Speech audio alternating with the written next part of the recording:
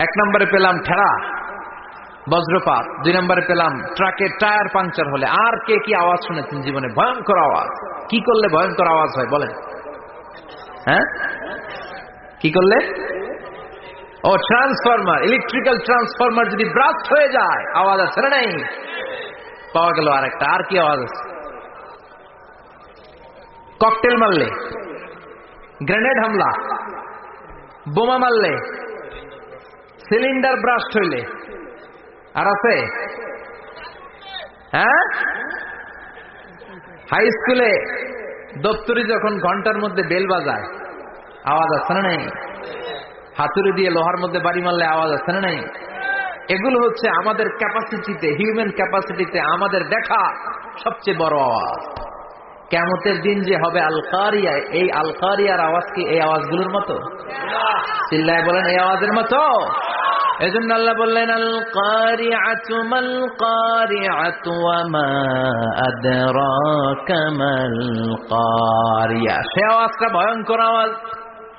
এটা বজ্রপাতের মতো না, এটা ট্রাকের টায়ার পাংচার হলে যে আওয়াজ হয় ওই আওয়াজের মতো না, গ্যাসের সিলিন্ডার ব্রাস্ট হয়ে গেলে যে আওয়াজ হয় ওই আওয়াজের মতো না, প্রাইমারি স্কুলে দপ্তরি যখন ছুটির ঘন্টা বাজায় ওই আওয়াজের মতো না। ওই আওয়াজটা এমন আওয়াজ, ওই আওয়াজ পৃথিবীর কেউ শোনে নাই। সেটার নাম হচ্ছে আল কারিয়া মাল ওয়া আদরাকা মাল। বিকট আওয়াজ, বিকট ভয়ঙ্কর ট্রাম্পিট। এই সাইরেনে ফু দেয়া হবে, প্রথম ফু দেওয়ার সাথে সাথে লন্ডভন্ড হয়ে যাবে। এই ইসরাফিলকে তৈরি করা হয়েছে শুধুমাত্র কেবলমাত্র 3টা ফু দেওয়ার জন্য। চিল্লায় বলতে হবে কয়টা? এই ফেরেশতার আর কোনো কাজ নাই। তার আর কোনো কাজ আছে?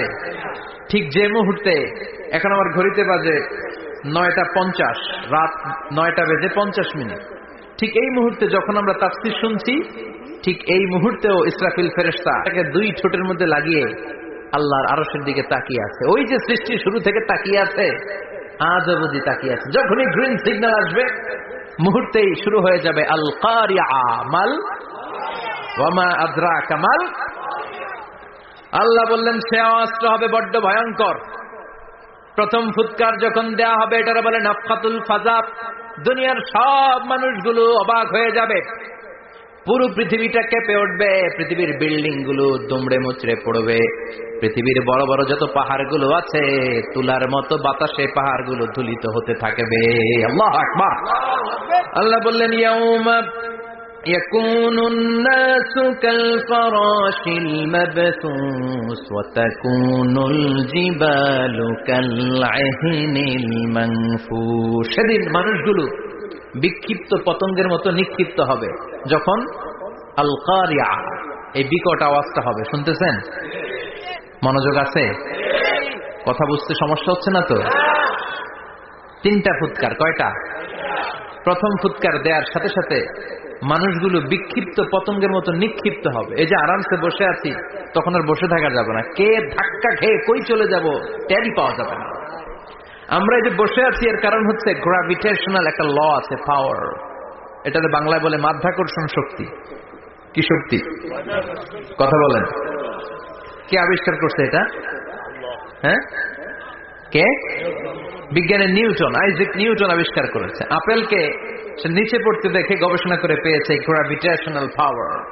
ওইটা থাকার কারণে পৃথিবীর সেন্টার সবকিছুকে নিচের দিকে টানে, নিজের দিকে টানে, ফলে আমরা বসে আছি।